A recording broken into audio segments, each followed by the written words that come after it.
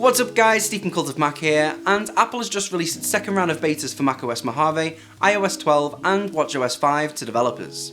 While there's nothing too interesting in iOS 12, I'm still making my way through macOS Mojave. In watchOS 5 Beta 2, Walkie-Talkie mode is now fully functioning. So in this video, I wanted to bring you a quick hands-on look and show you exactly how it works. Let's get started. Okay, so here's my Series 3 Apple Watch running watchOS 5 Beta 2, and let's dive straight into the Walkie-Talkie app. In the first developer beta, there was a splash screen saying the feature was coming soon. You can see that here while it updates, and now that the app works, it has a brief description.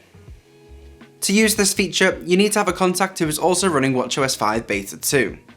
If you scroll down, you'll see a list of people from your contacts. Unfortunately, there's no way to see whether they've got an Apple Watch, so you've just got to know. But I just have to tap on a contact, and then they're added to my walkie-talkie list with this nice yellow contact card. If I want to add anyone else, I can just hit the plus button underneath, and up top there's an availability toggle which I'll come back to in a minute. To start chatting, tap on the person you want to communicate with, and you'll get this giant talk button which you tap and hold for the length of your message. Hey Nikias, how are you? Once you release, it will automatically send to the person if you're connected. Although I don't think Nikias is awake at the time of filming this. Not to worry though, as I have one of our trusty viewers, Josh, who was kind enough to add me so I could film this feature at 2 in the morning. Once Josh has added me, I get a pop-up request which I can choose to allow or dismiss. Of course, I will allow. Now, I should be able to start talking straight away, but we did have a few glitches to start with, which isn't surprising as this is an early beta. But after a few failed attempts... Testing. It finally started to work. Hey Josh, how are you? I'm doing great, thanks. Yeah, that seemed to be working pretty well. That was really quick. I'm surprised how quick you can reply. I thought there might be a bit of delay. Yeah, I was actually testing this out with a buddy of mine a little bit earlier, and yeah, we were pretty surprised at how well it's working, even on being available in this beta right now. It's pretty cool.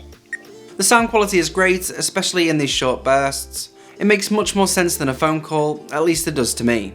It's rare that I use my watch to make a full call, but for these short walkie-talkie conversations, it's great. It uses the speakers built into the Apple Watch, which of course aren't the loudest, but I can hear Josh just fine and can always connect up AirPods if needed.